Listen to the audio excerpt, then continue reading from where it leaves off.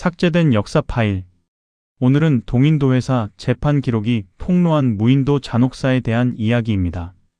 1629년 6월 네덜란드 동인도 회사의 최신의 기함 바타비아호가 호주 서해안의 황량한 암초에 충돌하며 좌초되는 참사가 발생합니다. 선박에는 승무원과 민간인 승객 등 341명의 인원과 함께 지금 가치로 수백억 원에 달하는 은하 25만 길더가 실려 있었죠. 초기 좌초 과정에서 40여 명이 목숨을 잃었지만 남겨진 250여 명의 생존자들은 식수조차 없는 무인도에 고립됩니다. 그런데 정말 소름 끼치는 비극은 배가 좌초된 이후부터 시작되었습니다. 구조를 요청하러 지휘관들이 떠난 사이 무인도에 남겨진 생존자 중 무려 120명이 넘는 무고한 남녀노소가 같은 생존자들의 손에 조직적으로 도살당했기 때문입니다. 아니, 난파선 생존자들끼리 힘을 합쳐 살아남아도 모자랄 판에 대체 왜 이런 잔혹한 학살극이 벌어진 걸까요? 단순히 광기에 사로잡힌 미치광이 한 명의 갑작스러운 돌발 행동이었을까요? 말만 들으면 무슨 지옥도인가 싶지만 아니죠. 엄연히 이유가 있긴 하거든요. 진짜 이유는 극단적 자원 결핍이라는 극한의 상황 속에서 작동한 정교한 자원 독점 시스템과 기업 자본주의의 냉혹한 계산법에 있었습니다. 식수와 식량이 전무한 모래톱 섬에서 와인을 마시며 칼과 생필품을 독점하고 밤마다 사람들을 바다로 끌고 가 참수하고 수장시켰던 디스토피아적 현장. 동인도 회사의 비밀 재판 기록이 폭로한 그날의 잔혹한 시스템을 지금부터 하나씩 추적해 보겠습니다.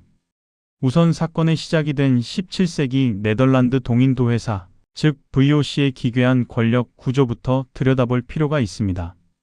1602년 설립된 VOC는 세계 최초로 주식을 발행한 다국적 기업이자 자체 군대와 사법권까지 위임받은 무소불위의 기업 국가였습니다.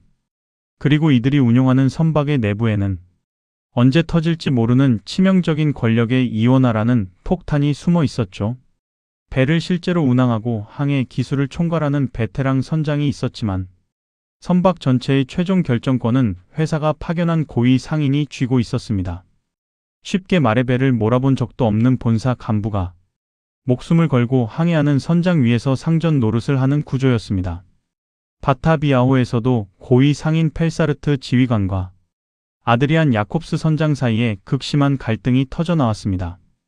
희망봉에 머무는 동안 선장의 폭음과 여성 승객 성희롱 사건을 계기로 지휘관이 선장을 공개 문책하자 선장은 깊은 복수심을 품게 됩니다.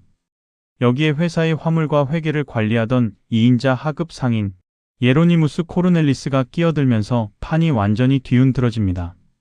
파산한 약제사 출신이었던 코르넬리스는 신과 악마를 부정하고 인간의 모든 행위는 죄가 되지 않는다는 극단적 허무주의 사상가였죠. 선장과 코르넬리스는 은하 25만 길더를 탈취해 해적이 되기로 모의합니다. 의도적으로 소요를 유발하며 반란을 준비하던 바로 그 순간 추측 항법의 오차로 인해 바타비아호는 야간의 암초에 좌초되고 맙니다. 반란 모의라는 인간의 탐욕이 암초라는 자연의 재앙과 정면 충돌한 셈입니다. 배가 좌초되자 생존자 200여 명은 나무나 천연 담수가 전혀 없는 척박한 모래톱 비컨 섬으로 피신했습니다. 식수 고갈로 집단 사망 위기가 찾아오자 지휘관 펠사르트는 선장 야콥스 및 장교들과 함께 소형 보트를 타고 물을 찾아 떠났습니다. 대륙에서도 물을 구하지 못하자 이들은 결국 3,000km나 떨어진 자카르타의 VOC 본부로 직접 이동해 구원선을 요청하기로 결정합니다. 지도부가 자신들을 버렸다는 절망감이 무인도를 덮친 그 순간 난파선 잔해의 마지막까지 남아 와인을 마시던 코르넬리스가 상륙합니다. 그는 남아있는 사람 중 자신이 최고의 VOC 관직자라는 명분을 내세워 자연스럽게 무인도의 모든 통제권을 접수해버렸습니다. 이제 섬의 절대 권력자가 된 코르넬리스는 펠사르트 지휘관이 언젠가 구원선을 끌고 돌아올 것임을 예견했습니다. 그리고 구원선이 도착하면 그 배를 기습 탈취해 원래 계획대로 해적이 되어 탈출하겠다는 거대한 음모를 세우죠. 이 헛된 망상을 실현하기 위해 그는 고립된 무인도라는 공간에서 인류 역사상 가장 정교하고 잔혹한 폭력 시스템을 가동하기 시작합니다. 남겨진 사람들에게는 질서 유지와 자원 보존이라는 명분을 내세웠지만 그 속내에는 오직 자신들의 생존과 선박 탈취라는 목적만 존재했습니다. 구조를 기다려야 할 생존 사회가 순식간에 통제 불능의 살육 현장으로 변질되는 구조적 서막이 열린 것입니다. 코르넬리스가 무인도에서 가동한 학살 시스템은 매우 정교했습니다. 그는 가장 먼저 회사 자산의 보존이라는 명목을 내세워 섬 안에 있던 모든 칼과 공구, 생필품을 몰수하고 자신의 신복들에게만 무기 소지 권한을 부여해 폭력을 독점했습니다. 그 다음으로는 자신에게 저항할 수 있는 유일한 체계적 군사 집단인 위베 하이스 용병 대장과 22명의 대원들을 제거하려 했습니다. 하지만 정면 충돌은 위험했기에 물을 찾아오라는 명목으로 8km 떨어진 웨스트 월라비 섬으로 무장 해제시킨 채 유배해 버렸죠. 장애물이 사라지자 한정된 식수와 식량의 소비를 줄이기 위한 체계적인 정제와 인원 감축, 즉 학살이 시작되었습니다. 군사적 이용 가치가 없거나 통제에 따르지 않는 환자, 여성, 아동, 그리고 잠재적 반대파들이 우선적인 학살 대상이 되었습니다. 이 학살이 진짜 무서운 이유는 개인의 충동적 광기가 아니라 조직적인 명령 체계 하에서 실행되었다는 점입니다. 코르넬리스는 자신이 직접 피를 묻히기보다는 부하들에게 살인을 명령해 집단적 공범 의식을 만들고 죄의식을 마비시켰습니다. 처음에는 밤중에 몰래 사람들을 바다로 끌고 가 수장시켰지만 시간이 지나자 낮에도 참수와 둔기 타격 등 노골적인 살인을 자행했습니다. 여성 승객들은 성노예로 전락했고 살아남기 위해 다른 생존자를 살해하도록 강요받는 디스토피아적 통제가 일상화되었습니다. 그렇게 2달 동안 무려 120명이 넘는 무고한 생존자들이 자원 독점이라는 냉혹한 시스템 아래서 도살당하고 말았습니다. 하지만 코르넬리스의 완벽한 학살 계산에는 치명적인 오류가 있었습니다. 웨스트 월라비 섬으로 유배 보낸 위베 하이스 용병대가 물이 없어 자연사할 것이라고 단정한 점이었죠. 그러나 용병들은 섬에서 천연 물구덩이를 발견하는 데 성공했습니다. 게다가 섬에 서식하는 왈라비와 바다새를 포획하면서 본대보다 훨씬 풍부하고 안정적인 식량 공급망까지 확보해 버렸습니다. 헤엄쳐 탈출한 생존자들을 통해 학살의 실상을 파악한 위베 하이스는 즉각 석회암 블록을 쌓아 올려 배수로와 방어벽을 갖춘 요새를 구축했습니다. 이 구조물이 바로 오늘날 호주 대륙에 건설된 유럽인의 가장 오래된 석조 건축물로 남아있는 위베 하이스 요새입니다. 풍부한 식수와 요새를 확보한 용병대의 존재는 구원선을 기습하려던 코르넬리스에게 거대한 걸림돌이 되었습니다.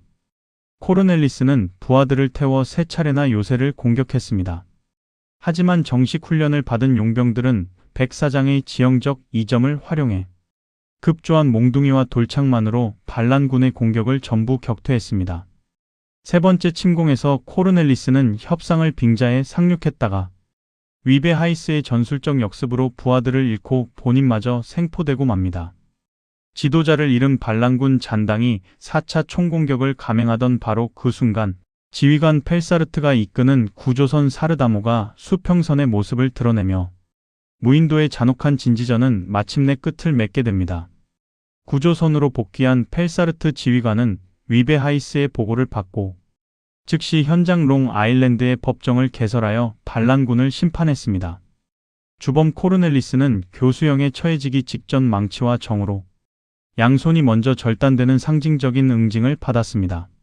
가담 정도가 낮았던 2명의 승무원은 호주 본토 대륙에 유배되었는데 이들이 호주 대륙에 최초로 거주하게 된 유럽인으로 기록되죠.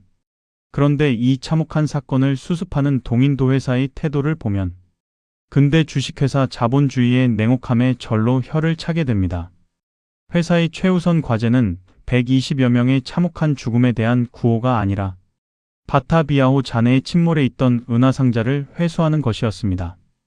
펠사르트는 잠수사들을 동원해 6주간 수색 작업을 벌인 끝에 은하 12상자 중 10상자와 보석을 회수해 회사의 손실을 최소화했습니다.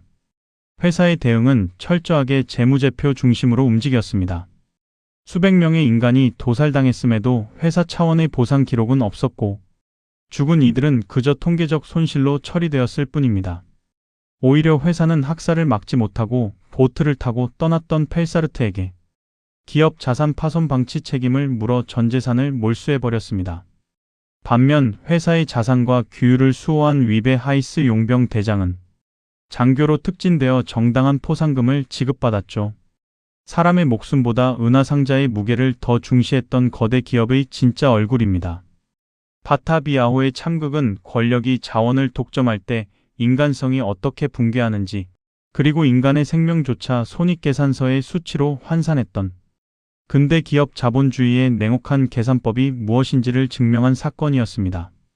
호주 아브로로스 군도에 남아있는 석조 요새는 문명이 해체되었을 때 인간이 도달하는 가장 잔혹한 생존 게임의 증거로 남아 있습니다. 동인도 회사 재판 기록이 폭로한 무인도 잔혹사에 대한 이야기. 이번 편은 여기까지입니다.